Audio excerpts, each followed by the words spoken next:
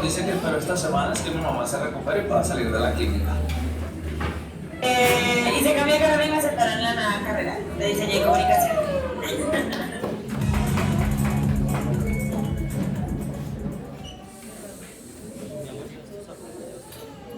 Buenos días.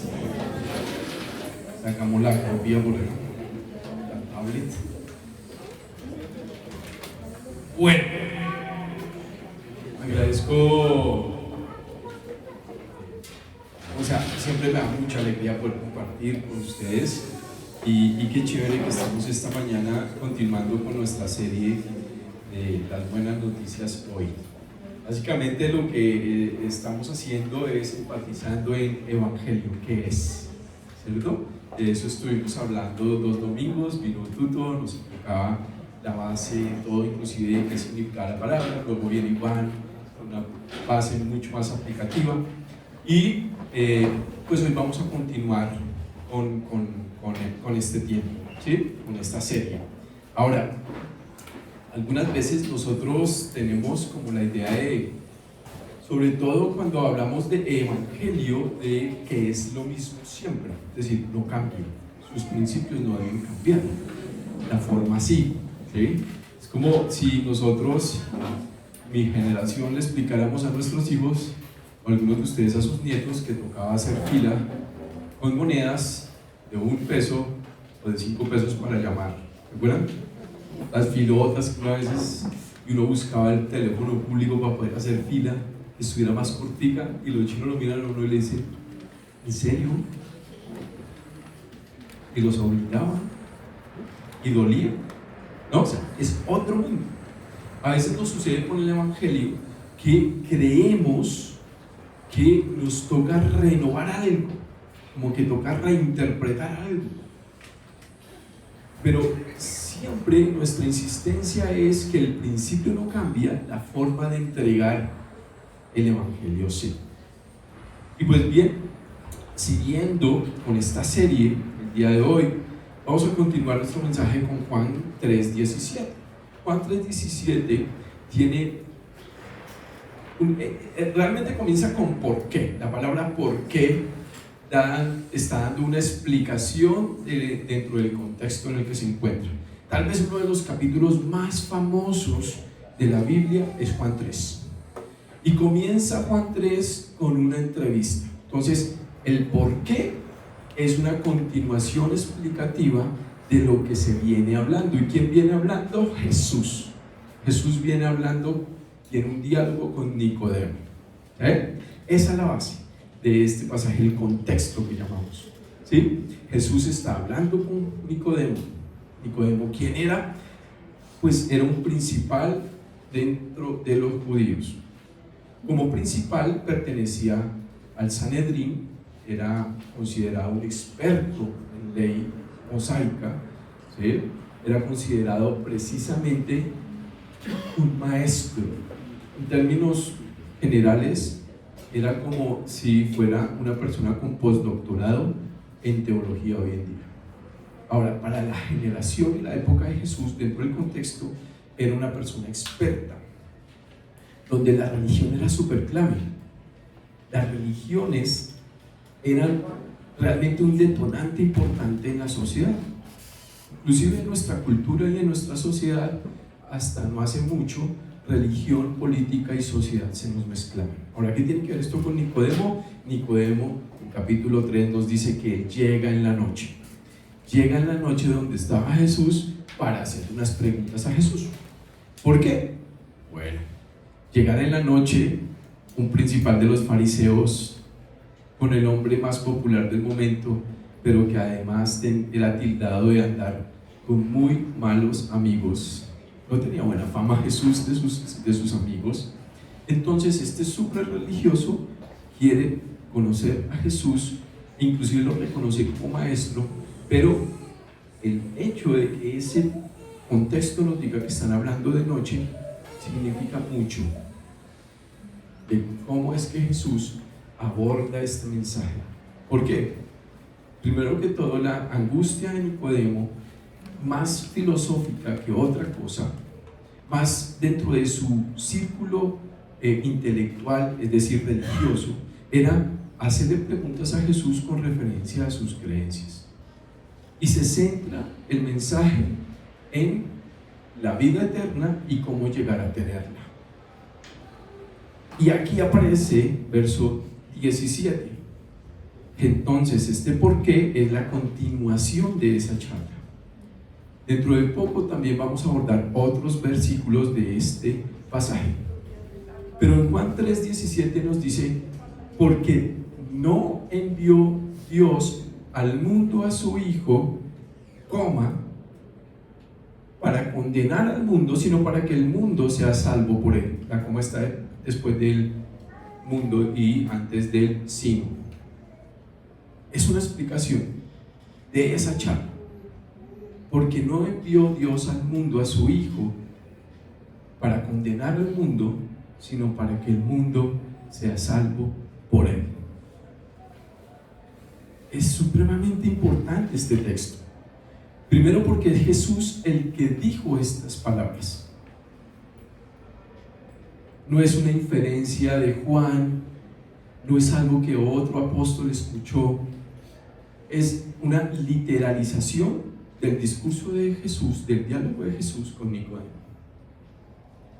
Ese por qué es muy importante también, porque nos dice que está dentro de ese contexto y ese diálogo continúa. Ahora, encontramos 3 características esta mañana que vamos a estar considerando, 3 principios de este versículo. Número 1, porque no envió Dios a su Hijo. Número 1, envió. La palabra enviar ya la hemos estado revisando, y en el griego apostello, y significa básicamente ser enviado en comisión de o con una misión específica, ¿cierto? Y de ahí también desprendemos la palabra apóstol, cuando son enviados. Y también hicimos énfasis en que nosotros hemos sido enviados en una misión apostólica. Sin ser tan místicos, tenemos una misión igual que la de Jesús. Pero también nos dice que el Padre no envió a su Hijo. Comienza con una negación. No envió a su Hijo significa que la misión de Jesús iba a ser descrita en este texto. Jesús mismo dice, les voy a explicar en qué consiste mi misión. Pero quiero empezar diciendo lo que no es mi misión. Y mi misión no es condenar. Porque no envió Dios a su Hijo a condenar al mundo. ¿Saben? La palabra condenar tiene básicamente, recuerden que está hablando con Nicodemo. Nicodemo es un doctor de la ley. Entonces tiene toda esta inferencia legal, religiosa, política, social. Tiene todo esto, esa palabra. Significa que Nicodemo estaba supremamente pendiente de cómo era, según el discurso de la ley, yo tenía que cumplir la ley, y al cumplir la ley, entonces podía merecer un premio. Jesús dice, no vengo a condenar. ¿Qué tan fácil es para nosotros condenar? ¿Saben? Esto me hace recordar cuando hacía parte de una fundación, o más bien visitaba una fundación de personas que tenían VIH positivo, y hacíamos grupos de apoyo, grupos terapéuticos de apoyo, ¿no? Y recuerdo a una señora no creo que tuviera más de 50 años, yo creo que para esa época tendría unos 40 años. Y yo recuerdo, ella estaba pelando papas, luego nos hicimos un tinto para ver si comenzamos este grupo de apoyo, y yo recuerdo sentados ella decirme su nombre y decir, pero yo no soy prostituta, a mí me contagió mi esposo.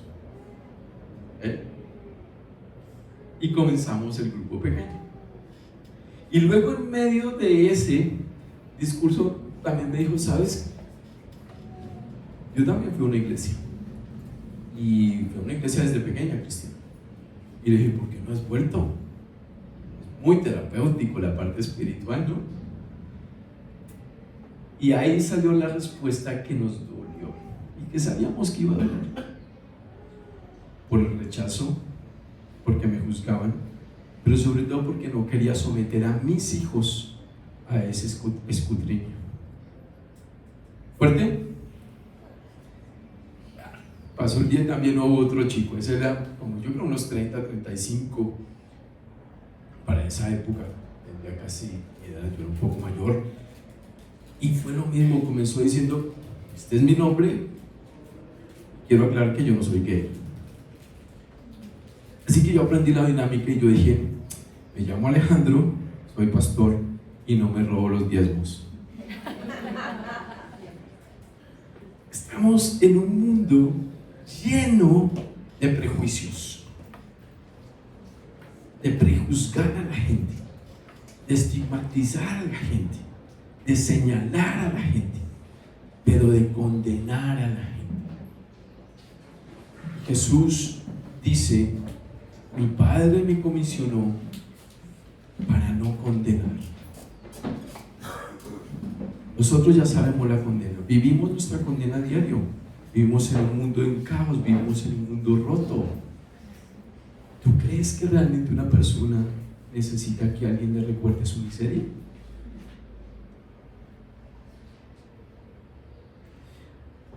Cuando Tuto nos hablaba de las malas noticias y de la necesidad de las malas noticias para entender las buenas noticias, que es un discurso totalmente coherente,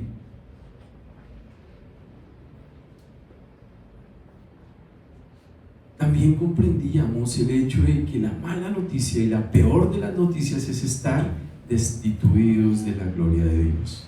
Y bueno, a las 8 días lo hablaba. Destituido de la gloria de Dios, la gente es consciente, somos conscientes de nuestra miseria espiritual y del mundo roto.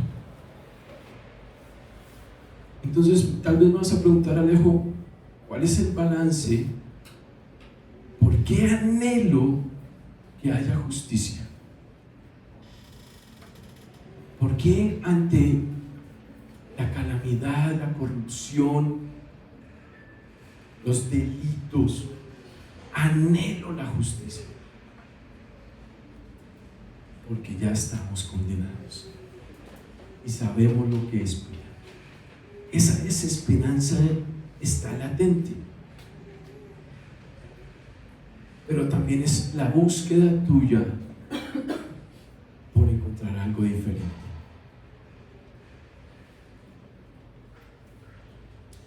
Cuando hablamos del mundo, que Dios no envió al mundo a su Hijo, se van a dar cuenta que en este versículo cita 3 veces la palabra mundo. Y saben, el énfasis que hace Juan en el discurso de Jesús también demuestra la preocupación de Dios por ese mundo. La palabra cosmos, si bien refiere a todo el sistema creado, a todo el sistema que Dios creó de Él para Él, no es el plan de Dios, es un mundo fracasado. Es un mundo fracasado. Hacemos parte de un mundo fracasado. Y a diario anhelamos que esto cambie. Entonces, ¿cuál es nuestro papel? ¿Comprender que estamos condenados? Sí.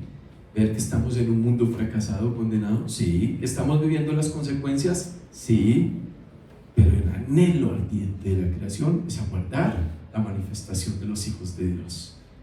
Y en esto consiste el Evangelio. En que Dios no envió al mundo a su Hijo para condenar al mundo, sino, grábalo en tu corazón, para que el mundo sea salvo por Él. El discurso con Nicodemo tenía estos elementos. Nicodemo quería saber cómo poder cumplir toda la ley, y Jesús irrumpe hablándole de un nuevo nacimiento para tener vida nueva.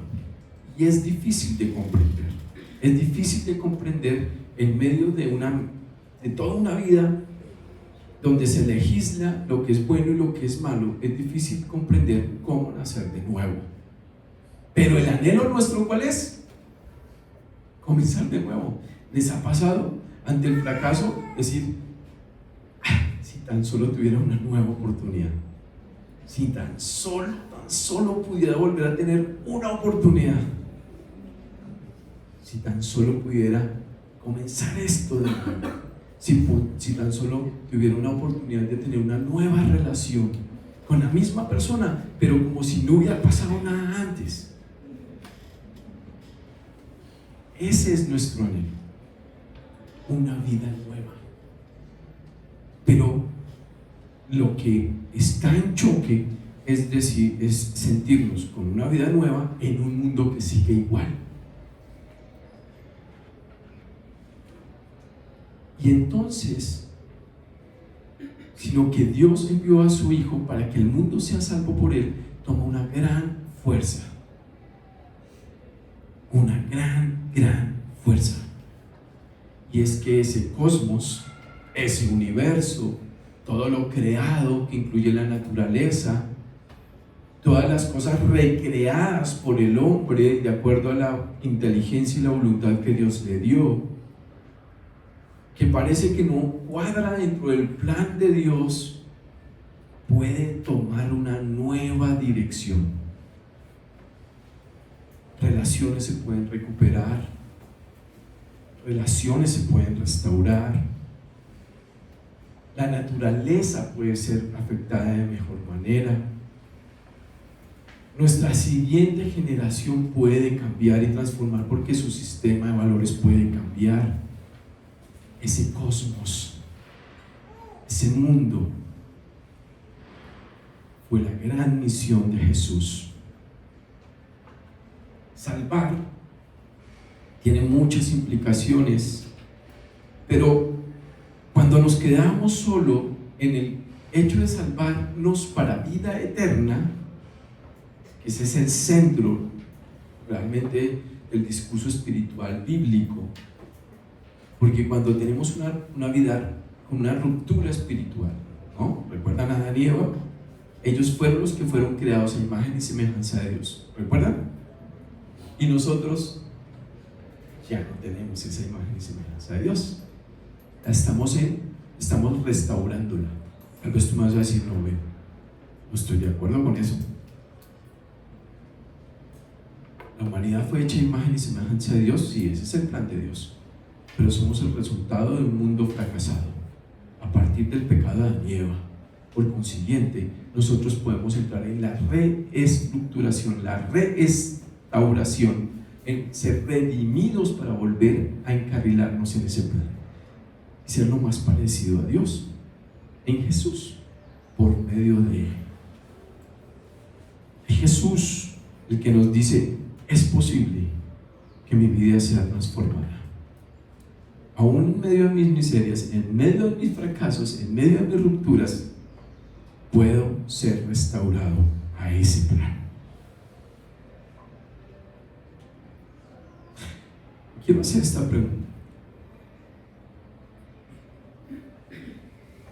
Si pudieras darle una buena noticia a una persona que amas hoy, ¿cuál sería? Y quiero escucharlos.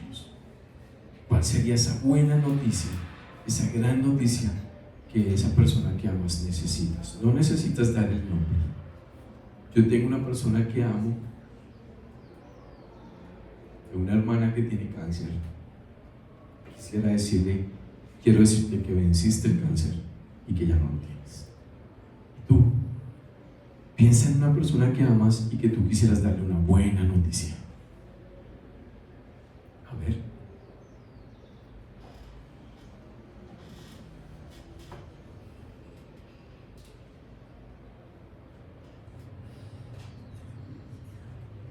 Siguiente, me gustaría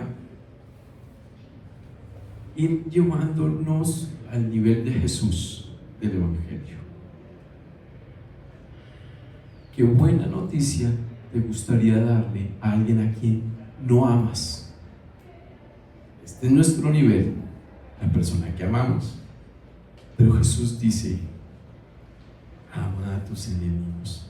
La ley decía, ama a tus amigos, pero yo te digo, ama a tus enemigos. Es otro nivel.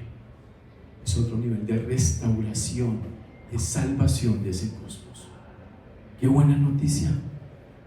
Y cuando hablo de que no amas, no necesariamente es alguien a quien odias, sino que simplemente no tienes interacción. A mí me gustaría decirle a los niños de Palestina que no van a seguir muriendo de hambre, que la guerra se acabó, que no los van a desterrar de su terruño, de sus pedazos de piedra. Es mi cosmos.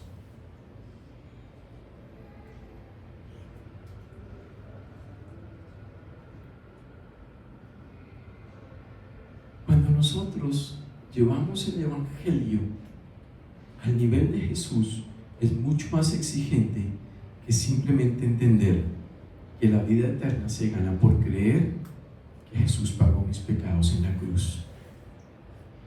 Porque aunque es la base de todo, Jesús te pide que ahora seas parte de su misión. Así como el Padre envió al Hijo, yo los envío a ustedes. A que colaboren a Jesús en la tarea de salvar el mundo. Me gusta hablar con personas mayores que yo. Extraño mucho a mis viejos, ya ellos murieron. Pero mis papás tenían básicamente 4 historias que siempre contaban. Mi papá no era mucho de los que hablara, mamá era más elocuente y a veces conectaba con ideas que quería contar de su niñez, sus recuerdos, o dar sus opiniones de política o cosas. Mi papá era muy callado. Pero cuando pienso en las personas más grandes que yo, pienso en que a veces sienten que su misión se acabó. Y cuando pienso en los más jóvenes, nosotros, los que somos papás, queremos impregnarle a ellos la idea de que su vida está por delante y que tienen todo un mundo por recorrer y toda una misión por cumplir. Cuando hablamos de salvación, de salvar, cuando hablamos de lo que hemos hecho, eso es un espacio que llamamos fuimos héroes. Cuando hablamos con personas de tercera edad, fuimos héroes. Y esperemos a que otras personas cuenten nuestra historia. Va a estar buenísimo cuando lo hablamos acá. Echamos un buen café, unos 3 cafés tal vez. Pero ¿saben? El Evangelio no ha cambiado. Las generaciones anteriores tuvieron que salvar el mundo. Nosotros estamos en la tarea de salvar el mundo. La siguiente generación tiene que continuar salvando el mundo. Claro, ¿cuál es nuestra solución? Pues Jesús. Pero para que no sea tan simple, ¿en qué consiste la salvación de Jesús? En 3 aspectos: enseñar y compartir, proclamar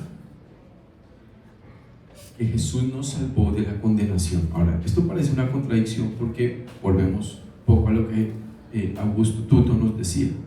¿Cómo podemos hablar de salvación sin entender la condenación? Y en esto debería haber un equilibrio, porque si ustedes son como yo cada día me levanto para ver si Jesús expulsa ese demonio del fariseo que existe en mí, ese fariseo que habita en mí, ¿no?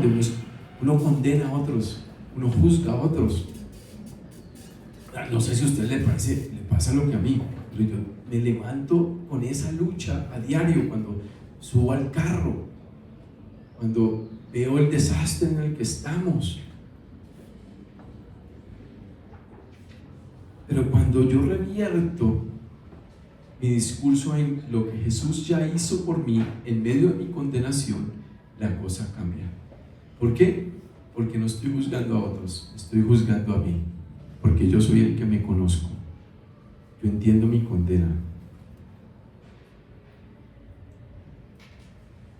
cuando yo puedo entenderme lo que merezco, que yo merezco la condenación, puedo entender de lo que Jesús me salvó.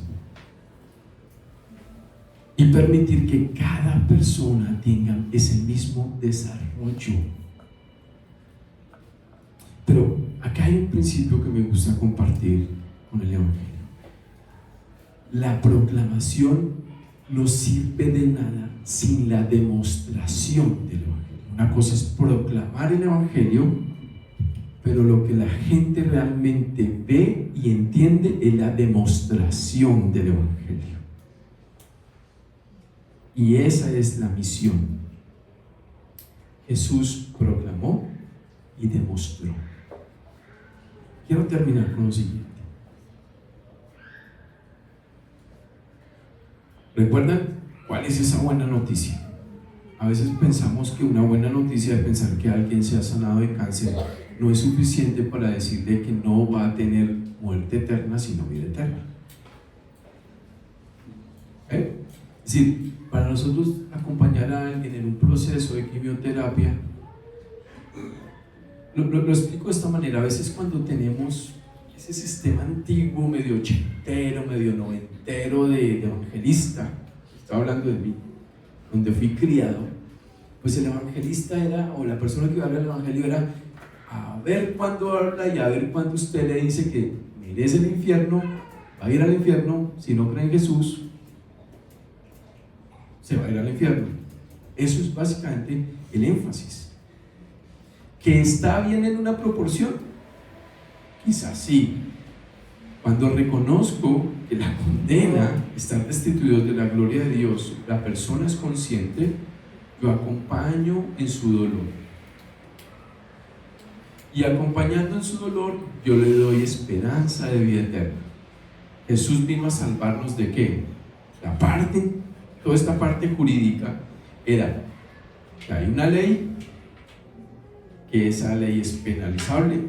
Estoy hablando de la ley moral. Si quieren pensar en los 10 mandamientos o en los 1116 que realmente son, ¿sí? Hay una ley moral,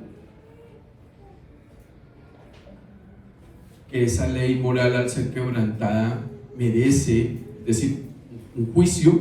Ese juicio nos somete a ser declarados culpables o inocentes, y que según Dios solo sirve cumplirla al 100%. Por consiguiente, uno solo, según Santiago capítulo 2, el que quebranta uno de esos solo mandamientos es culpable de toda la ley. Yo estoy en problemas, soy declarado culpable, y que la paga del pecado es muerte. Entonces tengo muerte eterna. ¿Sí? Es un resumen. Está bien. Pero cuando yo entiendo esto y acompaño a una persona en su dolor, en sus miserias, en sus dificultades, en su sufrimiento, en su pecado, entonces espero a que esa persona me dé la oportunidad de hablarle de la esperanza que hay en Jesús, en salvarle, en trabajar en la tarea de ayudarle a Cristo en la salvación. ¿Recuerdan? Está la ley, está el juicio. Jesús no vino a condenar, vino a salvar. Entonces vino a redimirme, vino a restaurarme, vino a resucitarme. Y hay una práctica muy linda. Dios me resucita a diario en mis muertes. ¿Va a haber una resurrección futura? Sí. Pero la vida nueva me permite encontrar lo que yo era antes, cuando estaba muerto espiritualmente, y ahora lo que soy y puedo hacer porque tengo vida eterna. Vamos a orar. Doy gracias, Jesús, por este tiempo. Gracias por Juan 3:17. Gracias porque cuando leo tu palabra me doy cuenta del fariseo que vive en mí, de forma tan fácil de condenar, juzgar. Pero gracias por tu salvación. Gracias por rescatarme del desastre que puedo llegar a ser. Ahora yo oro por las personas que me acompañan esta mañana. Cada uno sabe su condena, cada uno sabe su situación, cada uno sabe su momento espiritual, cada uno entiende sus fracasos.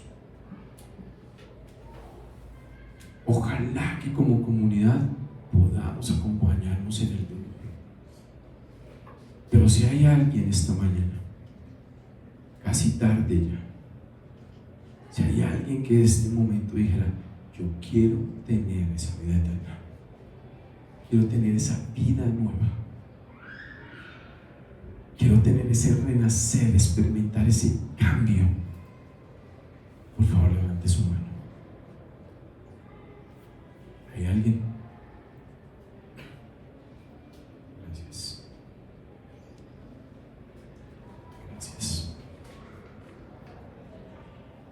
Jesús, no hay nada diferente y nada que podamos hacer si tú no intervienes en nuestra vida. Tú eres nuestra solución, tú eres nuestra respuesta. Yo te ruego, tú que estás inquieta o inquieto y que en este momento dices: yo quiero tener esta vida nueva, que busques la persona que te invitó, que te acompañó. Con gusto podemos hablar al final. Y tenemos un tiempo, nos tomamos un cafecito y echamos rulo y te explico, tal vez con más detalle, en qué consiste creer en Jesús para salvación. Gracias, Cristo, por este tiempo. Te ruego especialmente que nos dejes salir como llegamos, que seamos agentes tuyos en esta misión, que cuando salgamos de este café, cuando lleguemos mañana a nuestros trabajos, no condenemos, sino trabajemos contigo en salvación. Amén.